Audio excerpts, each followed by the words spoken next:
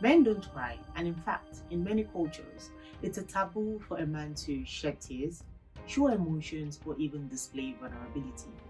His society tells him to man up. His environment whispers he's weak if he breaks down, so he suppresses it all, putting up a facade of strength, but often at the expense of his own mental health and emotional well-being. For today's topic, I'll be sharing a quick insight on Cry Me a River, the silent struggle of men. If you're joining me for the first time, my name is Shukrat Ivan, and this is CTA Podcast. Stay tuned.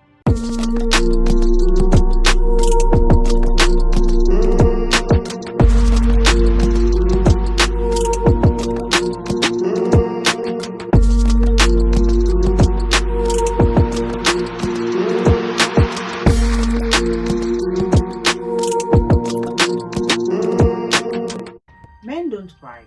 That's what many boys were told growing up. From childhood, boys were told to man up. They were told that showing emotions and admitting vulnerability is a sign of weakness and failure. Hmm.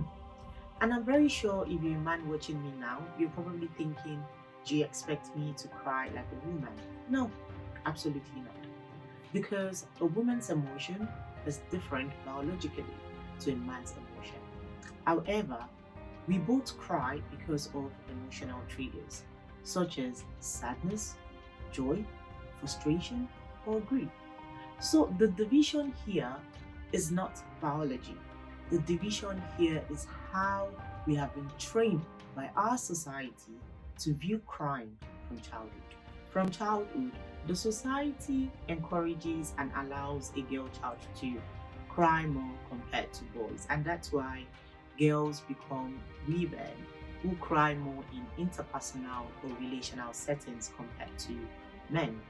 And a man might suppress his emotion during grief due to societal expectations. Meanwhile, there's beauty in vulnerability, and I can recall vividly now, I never saw my dad cry until I was approaching my teenage years. And that's because his mom passed away, my grandma. And for the first time ever, I saw my dad cry uncontrollably. I saw his weakness. I saw him helpless. I saw his fears exposed. Yet, in his authenticity. And as I mentioned earlier, there is beauty in vulnerability because being vulnerable shows who you really are without the mask. Being vulnerable allows someone to open up about their fears and struggles. It creates space for a deeper human connection and empathy. And if you ask me, I believe that there is beauty in imperfections, and people relate more to imperfections than perfection, if that makes sense. And vulnerability is not a sign of weakness. It takes a lot of courage to say, I don't have it all together. And that courage is powerful because it allows and creates space for learning, healing, and transformation. For so long, our society equates masculinity with toughness, self control, and silence. And in fact, to be a real man in today's society means never showing any sign of weakness and always keeping emotions on the lock. That's why many boys grow up hearing phrases such as men don't cry in the playground. And some were raised with messages like, why are you acting like a girl? Why are you crying like a girl? Don't be weak. Man up. Men don't cry. Forgetting that these phrases are not just harmless, they are lifelong lessons that shapes men on how they see themselves and how they should show up in the real world. The society forgets that boys then grow up to internalize this myth. They suppress their fears, they suppress grief, they suppress even joy, forgetting that suppressed emotions don't disappear. They build up and often show up as build up anger, which leads to frustration that explodes in unhealthy way. Stress and burnout, whereby the man is constantly carrying pressure without release. Poor mental health, which shows up as anxiety, depression, and in extreme cases, suicide. So the cost of manning up is not strength, it's silence, pain, and isolation. But what if we redefine what it means to be a man in today's society? What if crime, being open and vulnerable, is seen as part of being a man and not the opposite? Study shows that most men enter relationships with unspoken rules that they have to always be strong. And in fact, some men believe that they own the responsibility to protect and provide in the relationship. While this sounds like strength on the surface, it creates imbalance in the relationship over time. You see, when a man is unable to express his fears to his partner, when a man is unable to express his sadness to his partner, when a man is unable to express his vulnerability to his partner, intimacy suffers. Because real intimacy is based on real connection, and real connection is based on openness, to be seen for who you really are. Since the society constantly tells the man to man up in every situation, it withholds a part of him. So his partner only gets to experience a part of him, not the whole truth.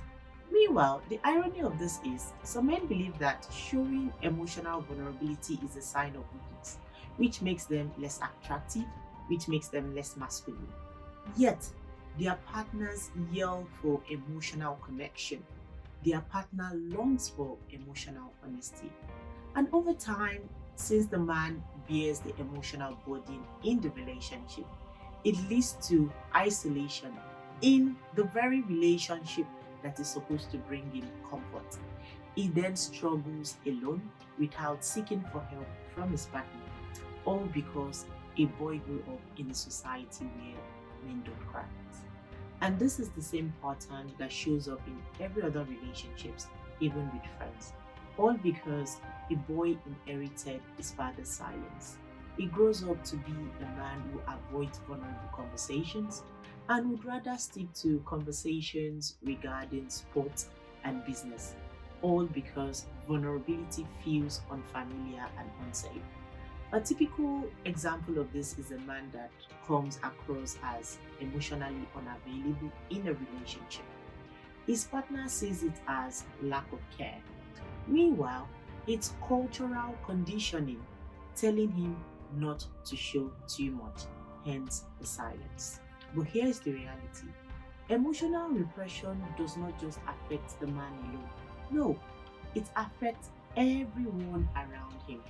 His family, partner, children, friends, and even colleagues. A wall goes up and it costs connection.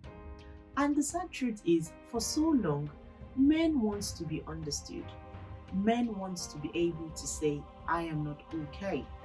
But the society has trained them to believe that those words are not allowed and are too heavy. And that's why breaking the men don't cry narrative is not just about men's mental health. It's about healing, building healthy relationships, and creating families where love is deeper than silence. In many cultures, especially in African societies, men are considered and expected to be the pillar of the family, meaning the man is the breadwinner, problem solver, and decision maker. And on paper, that sounds like honor, isn't it? But in reality, it is a heavy burden that casts men as unshakable rocks without space to show cracks. That's why in a typical African household, a father going through stress might find it hard to admit to his own son. A husband experiencing financial pressure might find it hard to admit to his wife. The message is clear. The society tells men not to break down, and in fact, they have to man up in every situation. That's why in some communities, a man's strength is tied to his reputation. Crying at funeral, some may see it as weakness.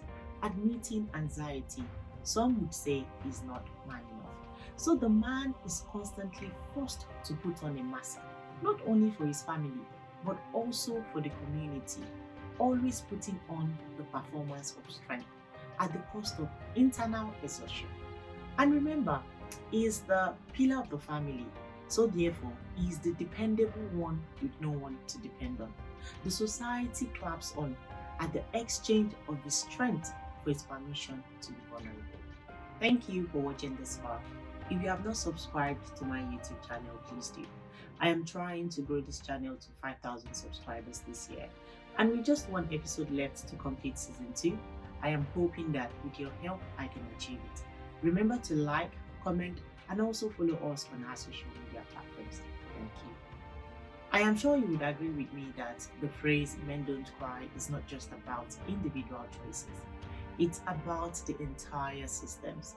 It's about family roles, cultural standards, community expectations that silently traps men into silence. And if we are all to be honest, that's not fair. Because men, just like women, are humans. They feel, they hurt, and they grieve.